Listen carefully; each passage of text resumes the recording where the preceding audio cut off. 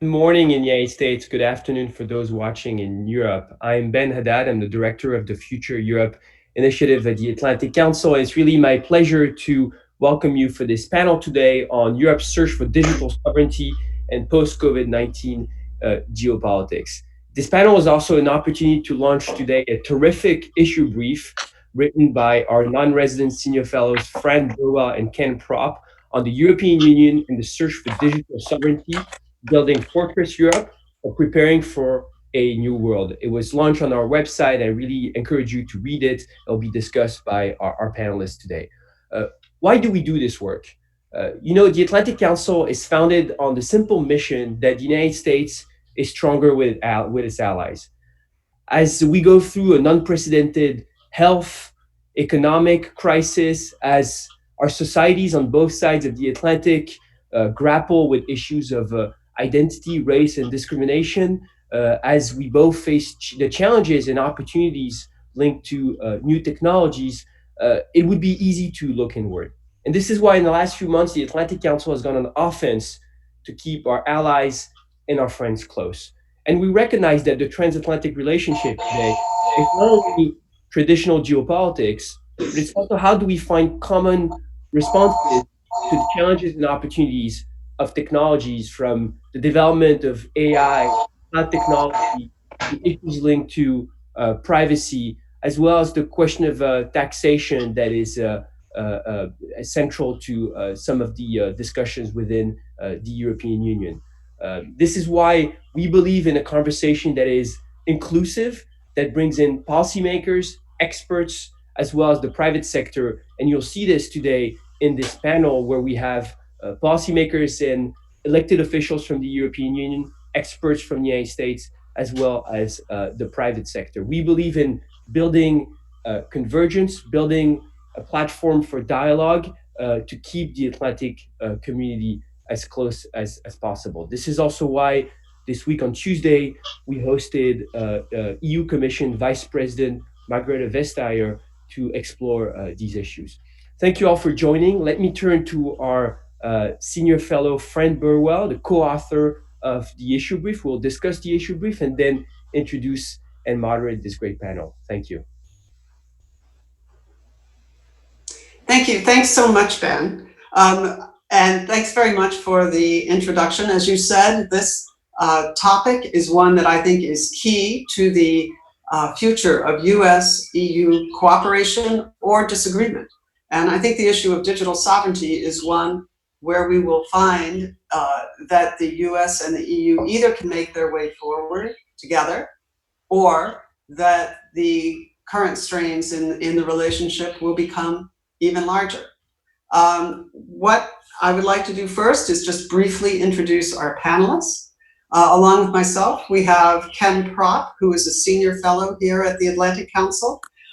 He has worked for BSA, the Software Alliance, as their Director of Trade Policy, but he also worked from 2011 to 2015 at the US mission to the EU, where he followed many of these issues in their these digital issues in their formative stage. We then have Mr. Axel Voss. He is a member of the CDU of the European Parliament, representing the CDU in the European People's Party from Germany. He has been in the Parliament since 2009, and he's a member of the Committee on Legal Affairs. He has been involved in several of the digital issues, including passenger name records, copyright, and now most prominently in artificial intelligence and the EU policy proposals being put forward there. Then we have Ambassador Karan Bhatia, who is Vice President of Public Policy at Google. He has a long time experience in this area. Prior to being at Google, he was at GE in their government relations, and he has a long record at USTR, where he was Deputy US Trade Representative. And then we have Rupert Schlegelmilch, who is the Director of Trade Policy for the Americas at DG Trade in the European Commission. That effectively makes him the top negotiator with the United States. He has been in DG Trade for almost 2 decades. And just immediately prior to his current assignment, he was the EU ambassador to the OECD. So let me get into the substance now. And I wanted to just note that Ken and I began this paper because to us the term digital sovereignty was both consistent with past European Union practices to digital policy, but also, at least rhetorically, marked a significant change. You don't often hear the European Union talk about sovereignty.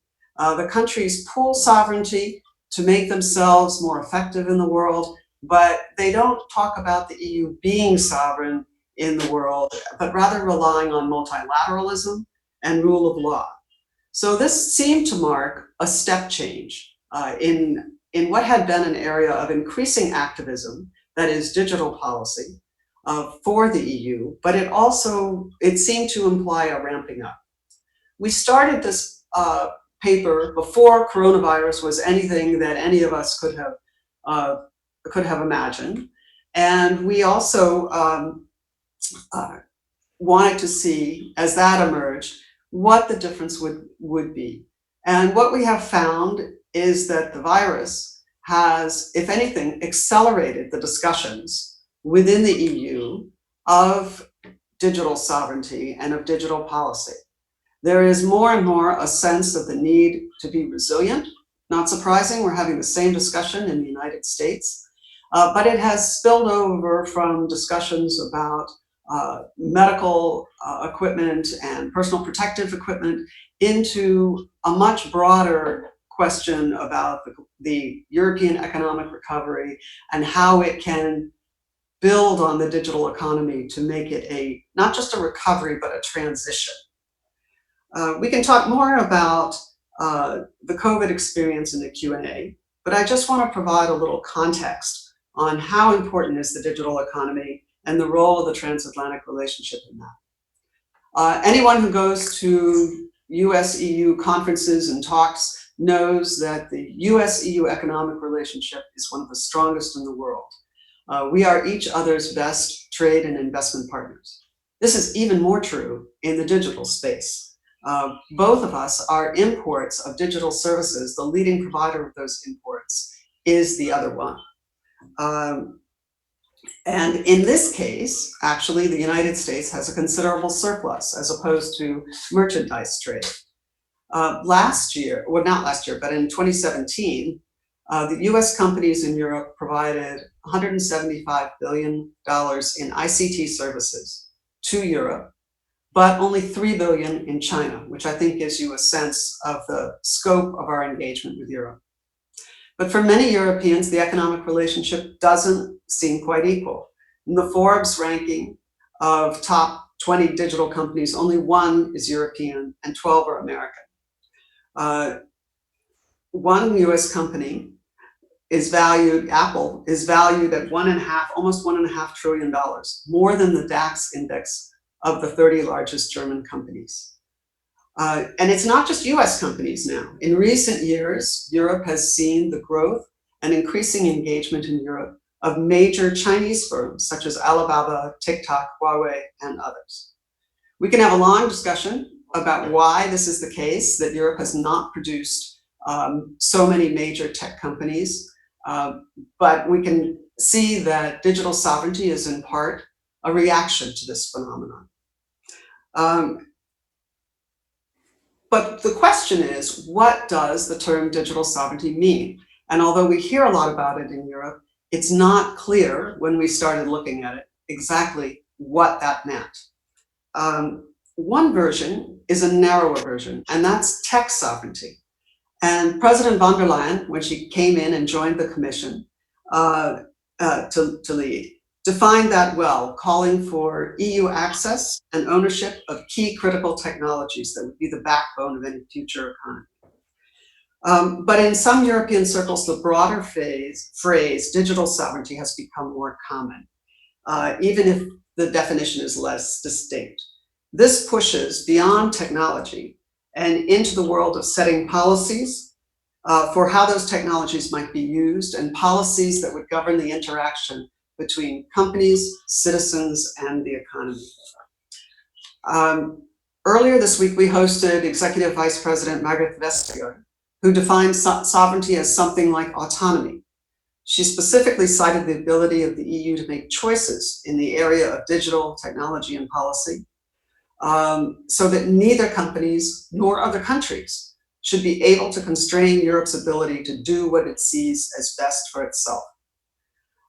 This is a defensive definition, if you will, and that's important. But as I listen to Europeans speaking on digital regulation, there is also a sense of proselytizing, that we can do this best.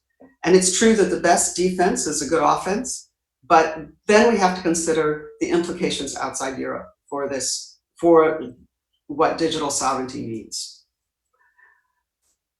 Digital sovereignty has an element of it that is all to the good, and that is support for research, for innovation, for startups, expanding availability of broadband, etc. These are all worthwhile ambitions. They will help all the companies who come to Europe. But there also are the questions of whether you then actually restrict the activities of non-EU firms, both in terms of investment and in terms of being able to participate in certain markets, such as cloud, for example. All countries do this to some degree, but the question is, how do you balance this? Is it for national security reasons, other reasons? What's legitimate and what's not? Digital sovereignty also seems to be about writing rules that may make it harder for non-EU companies to compete in Europe. Europe has the right, certainly, to establish the rules that it wants in its own territory. But we do have to think about the implications of those rules for companies who are not based in Europe. It's very hard to tell what is a gold standard of regulation versus what is protectionist without a lot of consideration and investigation. But before I sound too critical, I want to make clear that the real nature of digital sovereignty is still not formed in Europe today. The questions that we raise in the paper are based on possibilities, not certainties. Over the next year or two, Europe will make a choice about how much it wants to have a managed digital economy rather than a market-driven digital economy. And that choice will have a big impact on transatlantic economic relations and overall relations. So that here are some key questions that I think I want to put on the table. And they're not easy to answer, but hopefully they will be something that we can discuss. First, how does this intersect with what we're hearing in Europe more and more about industrial strategy? Will the EU, will this happen in the context of a more managed economy generally? What is the role of European champions? We're seeing, as a result of the COVID-19 crisis, that attitudes towards state aid and subsidies has started to shift in Europe. Will this affect the digital world? What do you do about antitrust if you are giving companies the opportunity to cooperate to build a battery initiative or some other tech initiative such as Gaia X? It's not to say that Europe has violated antitrust, it's just to say that these are questions that should be considered. What does this mean about the balance between autonomy versus protectionism? Is this going to become a fortress Europe, as we all feared with many of us feared with the single market back in the 90s? The reality was that it did not become fortress Europe. It became a big integrated market that was better for US companies who were there. Will that happen? Finally, I wanted to raise two questions of, one is, if Europe sets up its own regulatory space, what does that mean for US-EU cooperation against other actors in the global digital space? There are actors out there who do not have the same values that we have, and who are major players in the global digital space. Should the US and EU be working together? And how does an activist EU policy affect the ability of us to work together? Finally, Europe needs to ask itself, will these regulations actually solve the problem of why Europe has not developed so many tech companies as would be desirable? You can have regulations on digital governance, on data governance, but it doesn't make Europe a data superpower. So these are some of the things that we want to ask. As I said, these are questions that are not resolved. We don't know yet which way Europe is going to go. But I wanted now to reach out because many of the determinations of what will happen in the future will be played out in specific issue areas. So I want to turn now to my colleague Ken Propp to talk about those particular issue areas. Thanks. Ken. Thank you, Fran. As you noted, digital sovereignty is more than a rhetorical theme for the European Union. It has become a pervasive strand of new thinking in a wide variety of policy areas. We look at 5 of them in our report. One that's been in the headlines lately is digital taxation. Nothing, of course, is more sovereign than imposing tax. And a growing number of European governments, led by France, recently have passed laws aimed at taxing big and principally American digital service companies. These laws would tax revenues from companies' digital interactions with Europeans, even when the companies aren't necessarily physically present in a particular European country. Last week, the United States government withdrew from a negotiation at the OECD to rewrite global tax rules in a way that would deal with digital services in a modern fashion. If that OECD negotiation now fails, and it's not certain how it will proceed from here, the US has already signaled that it may impose retaliatory trade tariffs against France and other countries that collect digital services tax from US companies. Another area where European governments have begun to invoke the language of sovereignty explicitly is in their procurement of technology. For example, some German governmental entities have decided not to purchase software from big US companies, citing fears that their citizens' personal data could thereby become accessible to US law enforcement and intelligence agencies. And it's not just software, tech hardware has also been caught in the sovereignty crosswinds. European governments are in the process of upgrading their telecommunications networks to enable 5G technology. The US government has pressed them quite hard over the past year or so not to purchase network components made by Huawei and other Chinese companies. Nonetheless, a number of European governments have decided to allow Chinese technology into their 5G networks, at least to an extent, and this has generated significant tensions with Washington. In the area of cloud computing, which Fran mentioned at the outset, where 3 large US companies dominate the market for remotely storing data, Europe is looking for a homegrown alternative, not for the first time. There is a new Franco-German enterprise known as Gaia X, a name derived from Greek mythology, that would create a federation of companies committed to keeping European-generated data in Europe. In these areas that I've been discussing of tax and procurement, European national governments are the primary decision makers, at least so far. But in 2 other areas, artificial intelligence and privacy, it is the European Union that is leading the charge for sovereignty. Recently, the European Commission released its initial thinking on regulating the fast-growing field of artificial intelligence.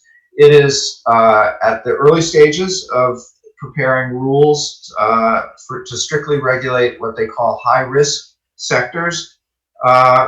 of artificial intelligence and specific applications such as facial recognition technology.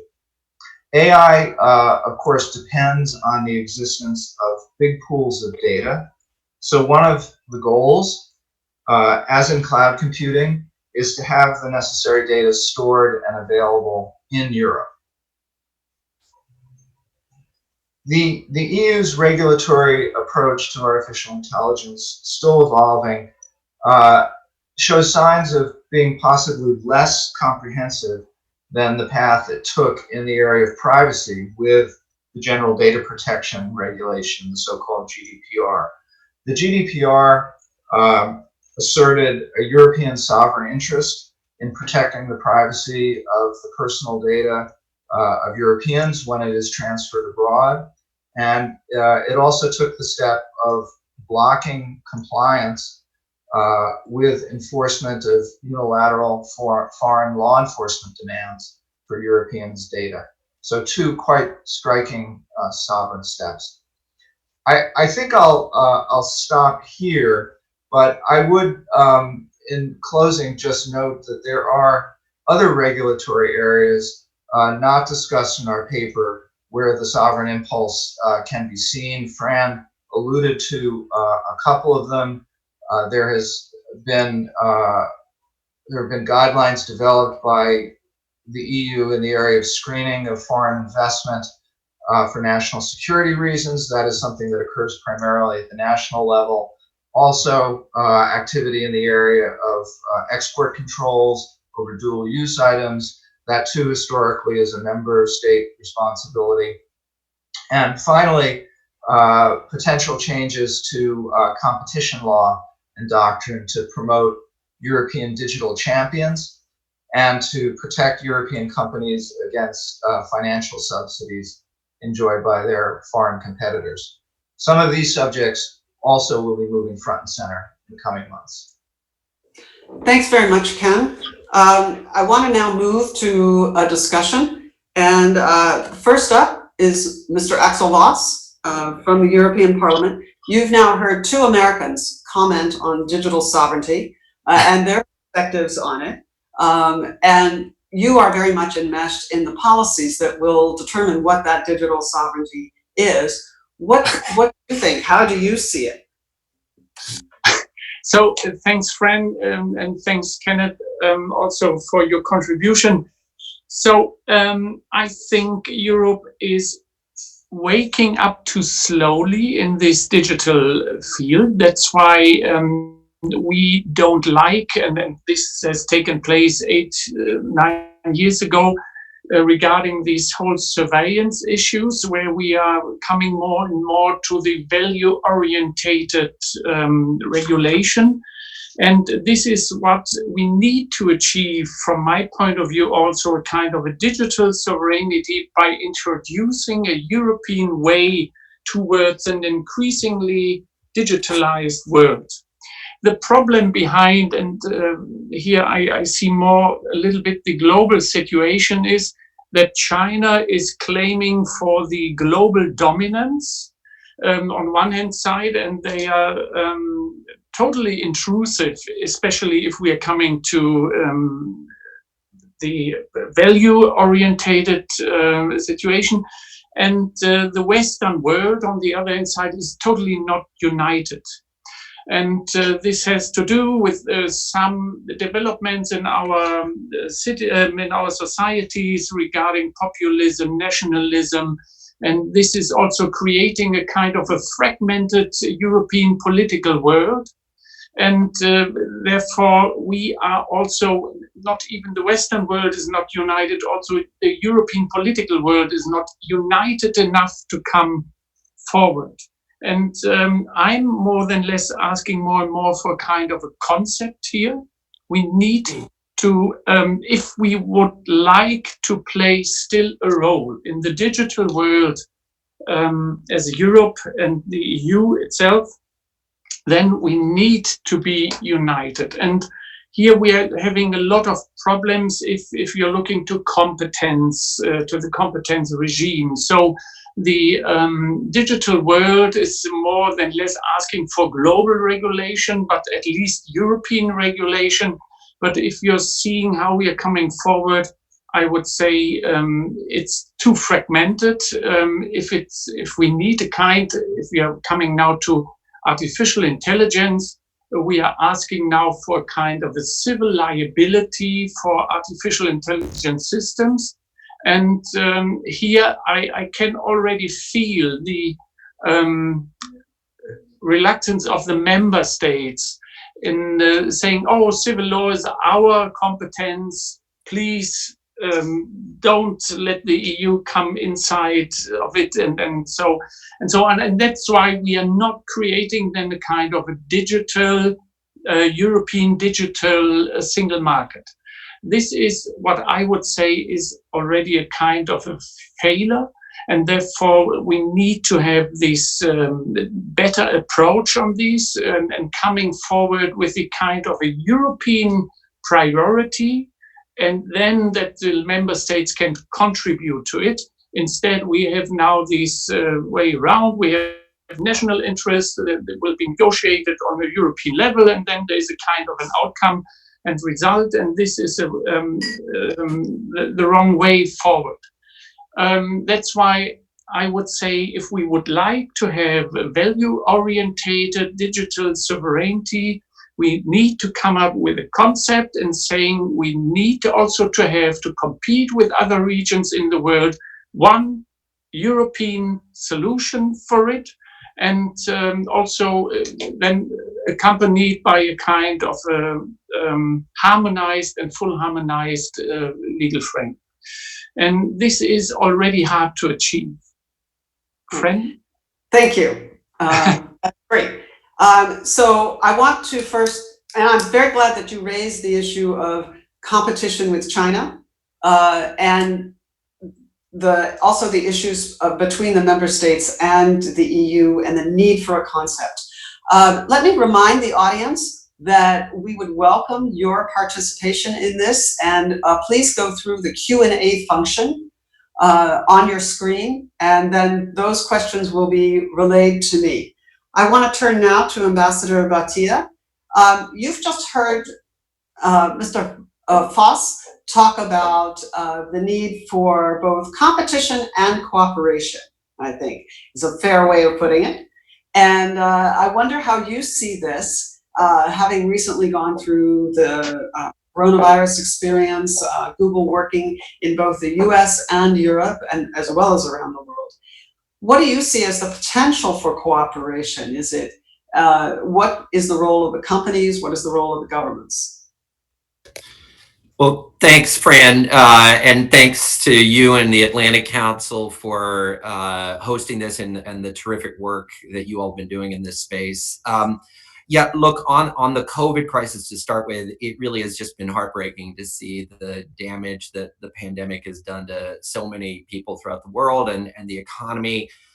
We have been, as a company, but I also think more broadly as a technology sector, deeply engaged in trying to address that challenge. From really the outbreak of the crisis, teams across at least Google, 30,000 European employees, 42 offices, 25 states, all engaged in this.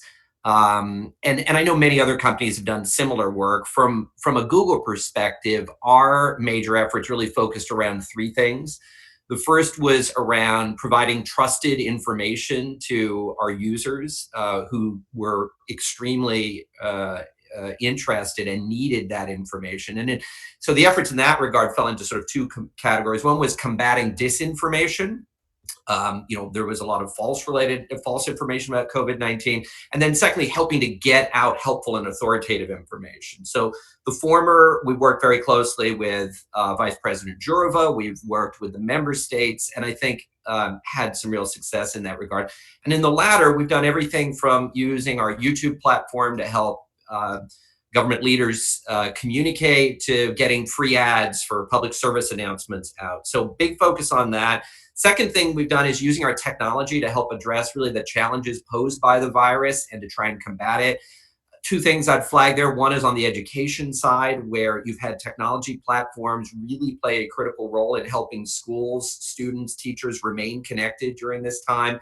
And then secondly, obviously in the health space. And there are a lot of things we can talk about. The one I would flag is work that we are doing in partnership really with many European member states around developing contact tracing solutions, automated smartphone-based contact tracing solutions. So we can talk about that, but that's a secondary. And then finally, the third is really trying to work to help the economy get back up and running. So working particularly with small businesses, enhancing online training and skilling. And look, I think the thing that I've taken away from all of these, if there's any silver lining in this whole COVID tragedy, it's that we have, through these efforts, built, I think, newfound muscles of collaboration between tech and between governments. And that, I think, is hopefully something that we can build off of. So to get to sort of the core part of your question, I am encouraged. I'm not Pollyannish, but I am encouraged by what I think can come forward. You know, as Europe starts thinking about the possibilities for its economic recovery and resurgence here, you look at spaces like telemedicine, like remote education, like distributed workforce. There is such an opportunity, I think, for government and the private sector to work together here. There's a role for government, infrastructure, funding, and so forth. And there's a role for the private sector to continue to innovate. So a lot of opportunities there. I would just, to bring this back to the point of that Mr. Voss touched on, that sort of the underlying form of this, purpose of this forum. I do think that will be undermined if there is not a convergent approach around regulation transatlantically. You know, there is such commonality in interests and values here.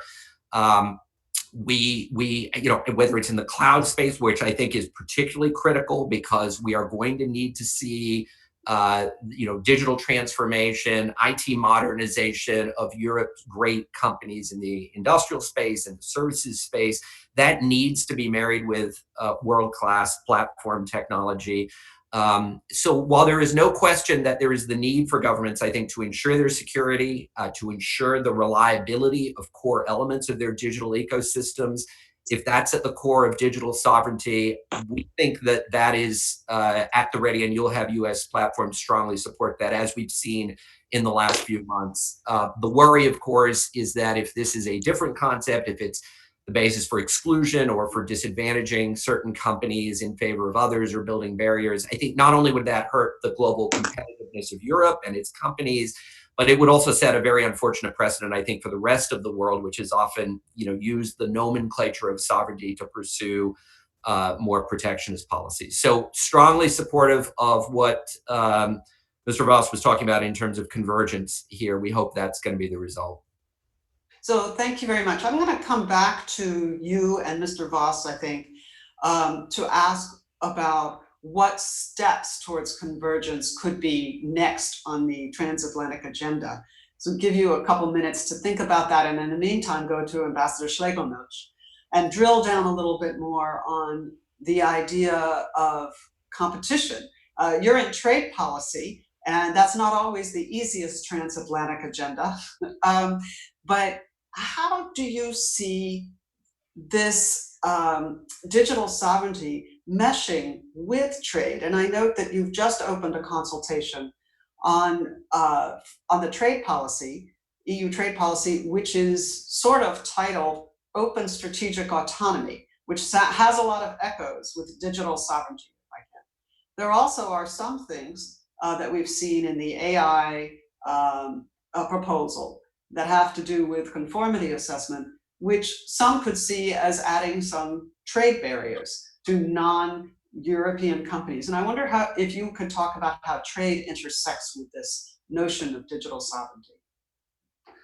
Yes, thank you. Thank you very much, Fran. And I'd like to thank the Atlantic Council and my co-panelists for this opportunity to set out a little bit how we see this from the trade side. And I'd like to say in the beginning, there never has been the intermesh that you talked about between trade and these digital issues been stronger than today. I think that is a fact. We recognize that, and we're trying our best to get our grip around the issues. Let me first say that I find the report very thoughtfully written. I mean, it asks, in my view, all the right questions, in particular also when I look at it from the trade perspective. And to answer your question whether this catchword of autonomy or sovereignty actually means turning away from multilateralism or the rule of law, to be a bit philosophical, the answer is clearly no. Just to use a nice example, we always tell our member states when they pool sovereignty in the EU, they're actually more sovereign because they can get their objectives through. Same is true, I think, for this debate on digital. If we don't cooperate and be multilateral, we'll just erect barriers around the world and will not get our objective of having performing companies and growth and prosperity in Europe. So there is no contradiction here, and we'll try to make sure that these concerns which permeate the report in the lines and between the lines will not come to fruit, and that we actually do what the report recommends as the medicine, which is to cooperate more and make sure that, in particular with the United States, because the real elephant in the room is not Europe or the United States. We're actually converging on some of the issues recently, data protection, for example. The real elephant are others who are not in this debate and who have very different ideas about many of the regulatory issues which we're talking about here. So let's maybe talk a little bit more about the detail here, but also recognize that we don't have a fortress Europe. The fact in your report that you point out, the enormous number of services trade which comes from the US into Europe, 170 or 180 billion, twice the number of Facebook users in Europe than in the US. I mean, these are facts that need to be brought home from time to time. And the famous steel trade, just to contract the 180 billion, we export 6 billion of steel into the US, and it creates a political crisis every time we talk about this. It's a fraction of what we're doing in services. Just to give you maybe the perspective, we are open on digital trade. We want to keep open, but it's true that we also have issues. And one of the issues is, of course, that people are wondering, are we too dependent? Why don't we have a better climate? I mean, some of them are homemade problems, clearly enough. We don't have the economy of scale that some other economies have. That's very clear. And we have to work on that. But it's not the idea to do this to the detriment, at the cost of others.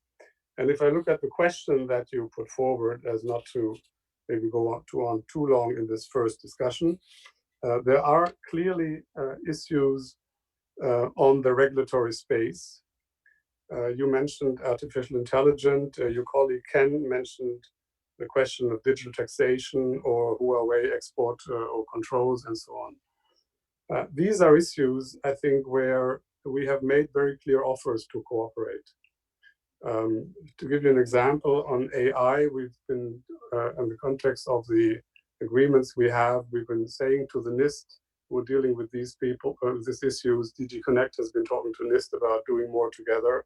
So we actually converge a little bit on what will be very light touch regulation in Europe. We're not talking about a huge monster of regulation, but there are trust issues here.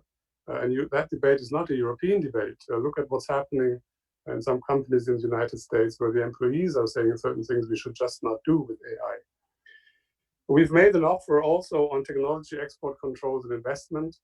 The whole question of how to deal with that in a surgical way, if I may say so. There are national security concerns. Huawei has been mentioned. But on the other hand, we have a very integrated trade in these products. And getting it right on investment screening, export controls, dual use, needs to start with the United States. If we diverge, as you have said, there will be others who benefit from that. And we'd have to listen to these concerns. Some of them are justified, some of them go too far, but there must be a way through that in our dialogues. And my commissioner, Phil Hogan, has actually put forward a paper recently on working together with the United States on tech and trade interface, which is being discussed now, which includes the issues we just discussed. And there are other issues like IP protection, which are also, I think, very important with digital space, intellectual property protection, and other issues which have been out there, including the question of data flows, which we know is the oil of the digital economy, where I do think our regulation, which has been burdensome to some, at least also from our own smaller companies, that's very clear. You have to make an effort for data protection. But in the end, it's not been disruptive, and many, many players in the world have learned to work with that. And it's not those countries that we talk about when we see the bigger concerns who will adopt the GDPR anytime soon. So I think that's the concern that is joined here, even if we do bitter, or if we do from time to time argue about the detail on how exactly we should do the privacy shield, etc. Right. So I'll stop here because otherwise it'd be too long. But I mean, we're making an offer here on cooperation across the board, and we do hope that this administration and the next administration, whoever it will be, will take that up as forcefully as possible. So thanks very much for that, and for laying out those offers of cooperation. I wanted to go back to Mr. Voss, because it seems to be one of the underlying concerns behind this digital sovereignty is the failure of the EU as a whole to develop some of the larger tech companies. And Europe is an innovating society. I see a lot of startups in Europe, but also, of course, you have had major manufacturing companies that are very innovative. So why do you think that there has not been a European Google or a European Apple? So at first, I would say the member states, and especially the leaders of the member state, hasn't understood that digital is a kind of a global issue, and therefore we have to set the framework for it also for the European market then itself. So if we are working more in a competitive situation between the member states, we are not getting a kind of a power that we will grow as a kind of for kind of a global champion or global tech company or so on, because we are, if we are looking to the parts of it, we are too small, and we don't have at least the massive amount of data around what we can use. And so I would say, to come forward here also on the transatlantic level, at first we need to have kind of common standards. We should sit together, Europe and the US, in saying this should be our standards, and then we might come forward with kind of a competitive situation. Also, we might come to the situation where we also share at least data pools, because we are now in a world, or living in a world, of data monopolies all around. And and these are either Chinese or US based. And so if we should catch up also with these, we should think about some of these data flows, what we are thinking. And of course, as the Europeans, we should have, we should set more priorities. So we don't have a social media like the US, a browser, not the hardware or software industry, and so on. And probably it's not really in kind of an added value if we are trying to catching up in these issues. But we should set our priorities and coming forward. Let's say artificial intelligence, 3D printing, quantum computing, industrial data, or whatever it is.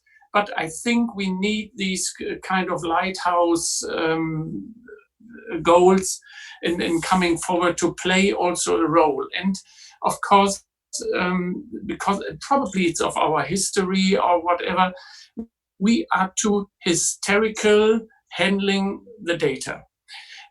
So if you're looking also to the tracing app situation, we are just discussing the whole time if this is centralized or decentralized storage, and what does this mean to your privacy, etc. And we are too much concentrating on protection issues, protecting data, protecting privacy, protecting consumer, and so on, but not going beyond this. And even if you say so, digital sovereignty is a lot too passive already. Yes, this should be the status quo, also protecting data, protecting privacy, but we need also to have a concept to go beyond this.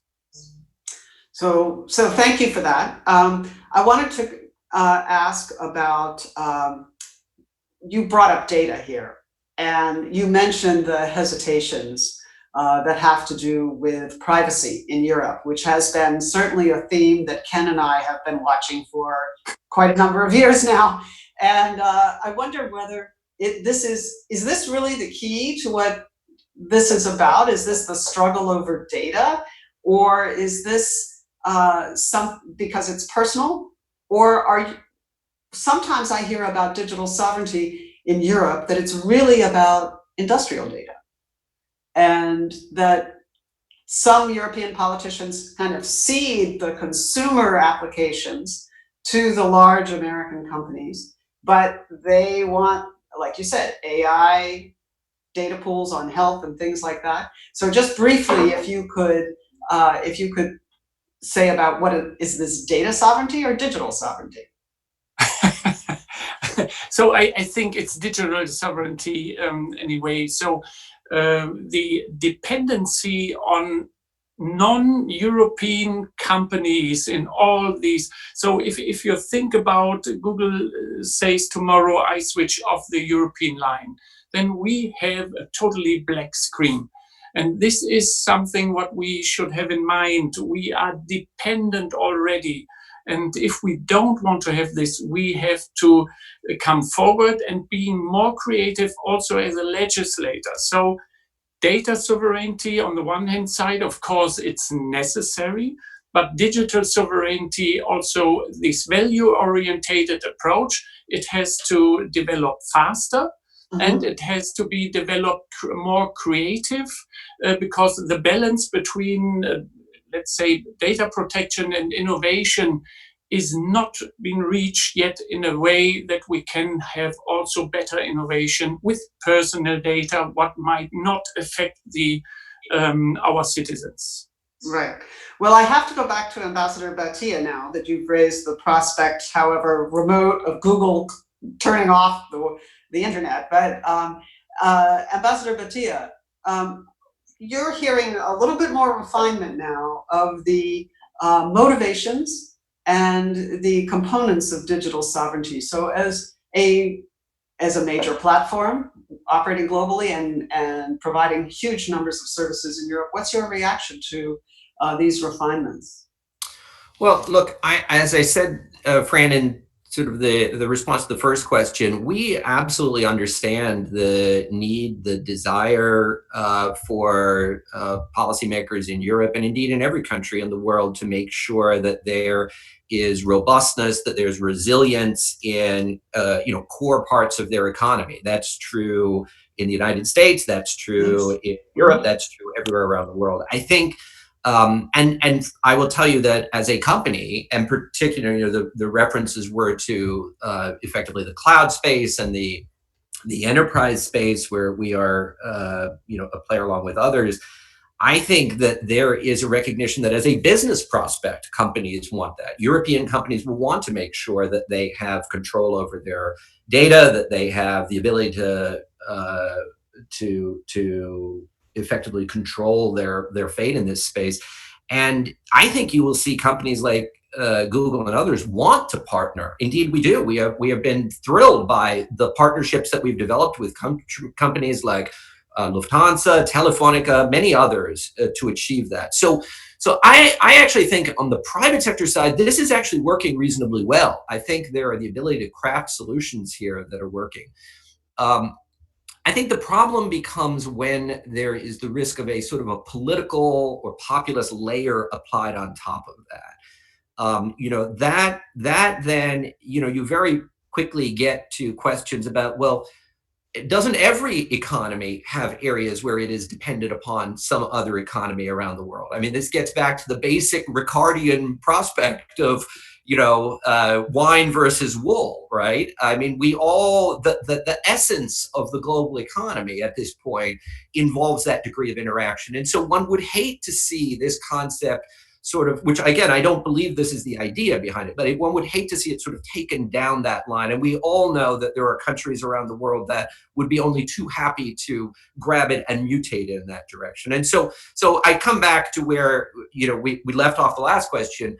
The idea of convergence, the idea of the US and Europe, which do have such common values, such integration in so many different areas, so many different industries, as we look forward into areas like artificial intelligence, for instance, privacy, where Europe has clearly been a leader, and we have urged the United States to sort of adopt comprehensive privacy legislation. There are many other areas. There are many areas like those and others where we could hope to see that kind of convergence. Right. Thanks very much. Rupert Schlegelmilch suggested two areas where they had made offers to cooperate, and I wanted to just briefly ask you about those. One is AI and kind of technical collaboration with the National Institute for Standards and Technologies, NIST. And the other one is investment, tech control, kind of the CFIUS set of issues. Do you think those are the most important areas to cooperate? I mean, clearly they would be good areas to cooperate, but from Google's perspective, is that what you would pick? Look, we're supporters of transatlantic collaboration and communication on all of the different fronts. I would say AI is a particularly ripe candidate because it is nascent. I think you've just seen in the last year both Europe and the United States put out ideas in this space. And from our point, and we as a company actually have strongly endorsed and embraced the idea of regulation of some type in the AI space. We believe it is important because it is such a powerful technology. It does raise risks in certain spaces, but I think it will also be important to give trust, to create the level of trust that is needed for there to be wider spread adoption. So that's a good candidate, I would say, provided, of course, that regulation not be divergent and in conflict, because I think that's where you can see early on the sort of butting of heads. So I think that would be great. Export controls, trade controls that Rupert mentioned as well is another space that has historically been challenging to get that kind of convergence around. But again, when you're a global company operating globally, as we are, with thousands, tens of thousands of employees in Europe, innovating, right, creating products for the European market, we very much see that as being a core part of our value proposition. If there are going to be export controls that will create challenges in that's not good. That's not to anybody's benefit. So we need convergence around there, but it does require sort of government to government convergence, collaboration. And then lastly, tax. Let me just throw that out there. The OECD process is a right process to get that convergence. It's very difficult to get that if you see individual countries moving forward with unilateral taxes before that process has been able to come together. And so those would be three ideas, Fran. Thanks very much. Let's go back to Ambassador Schlegelmilch. And we have had a couple of questions, one from Jean-François Boitin and another from Tara Havston. And they both are basically on this idea that we're all hearing post-COVID, the need to address the resilience of supply chains. And some are taking this in a more protectionist direction than the other. Is there a way to do this together, to just simply not look at, and this last point that we talked about with Ambassador Batia, excluding certain vendors, but do we actually have a set of criteria or something like that on supply chains or participation in the economy that would be helpful post-COVID? I think we all are looking for a way to make everything, whether it is our digital environment, our supply chains, including in the tech space, more resilient. Yes, thank you. Thank you for these questions. And again, it's, as you said, it's one supply chain is not the other supply chain. I think we have now a very, very intense debate on active ingredients, on pharmaceuticals, which is very different from supply chains in the IT sector.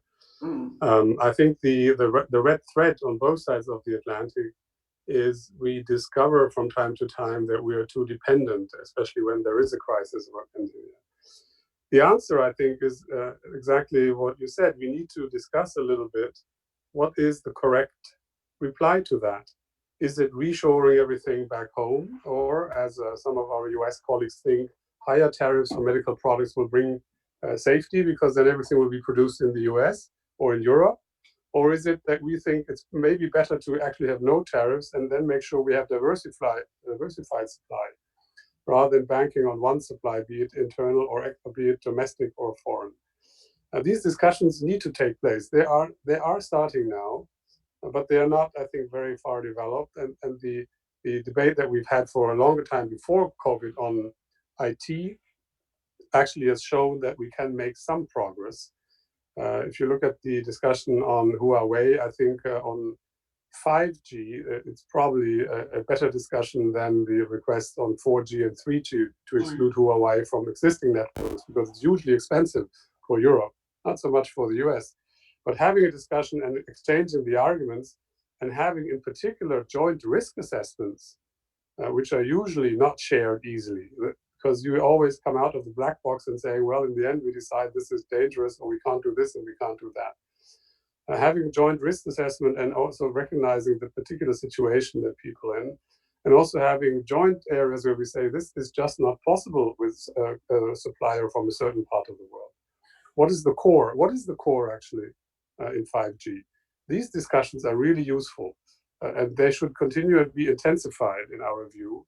And we have on 5G, just to use the example, we have come up with a toolbox which is not 100% what I think some of our colleagues on the other side of the Atlantic would have wanted, but we've made a real effort to give tools to our member states to actually, have a criteria and parameters, etc., etc. So that debate is needed, and it will be even more needed as we see the tendency to increase ECRA, the export control tools in the US, which have a long reach on what they call foreign products or stuff which gets into Europe and then is re-exported, etc., etc. If we don't talk about this, we put not the bureaucracies, but we put our operators in impossible positions because they will not know exactly what is possible, what is not possible. And if in doubt, giving also the liabilities here, we just stimmy trade to an extent which is probably not in our interest. And even I think on the US side, I think it's clear that we cannot decouple from other parts of the world. I think we have to be really intelligent in how we do that.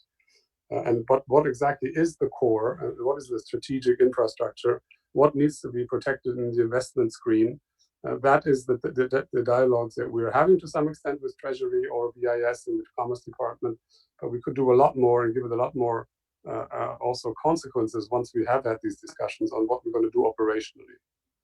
Good, thank you. We are now at the witching hour, and so I wanted to have a quick lightning round.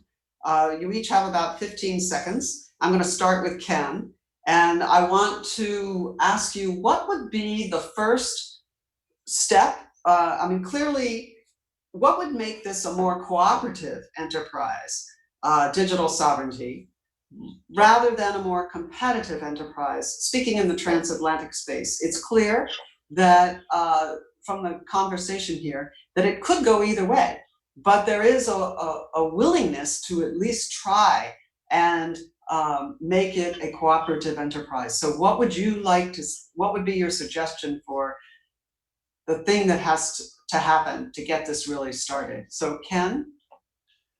Well, we've talked a lot about substantive cooperation, but what I would end with is that the rhetoric needs to be toned down. Sovereignty is very appealing rhetoric for governments on both sides of the ocean and in other parts of the world. And in the wrong political hands, it has a risk of really undermining the international economic order. Thank you. Mr. Voss? So I would say we need a fast, flexible legislation and value-orientated, and for the Europeans also non-European dependency, so not dependent on non-European companies, and then common standards on the Atlantic level, and this might be a good way ahead. Thank you very much. Ambassador Bhatia? I would say quickly two things. First, let's build off the record of the last few months, which I think has been encouraging in terms of COVID response, figure out what's worked there and see how we can replicate it. And secondly, above all, first, do no harm. Let's be measure multiple times before we cut, to mix metaphors, with respect to new regulatory policy proposals. Thank you. Ambassador Schlegelmilch. Well, I would agree that we have to tone down the rhetoric around these discussions. And then I would really like to strengthen the cooperation reflex rather than sovereignty reflex. And none of this will work if you do it in isolation. So thank you all very, very much. I think that this has been a very interesting discussion and shown some difference in perspectives, but a willingness to cooperate. And I think that that's what we hope that the US and the European Union together will do. So thank you all very much to our audience for joining us today. And hope to see you on further digitally oriented events at the Atlantic Council. So thank you. Thank you very much.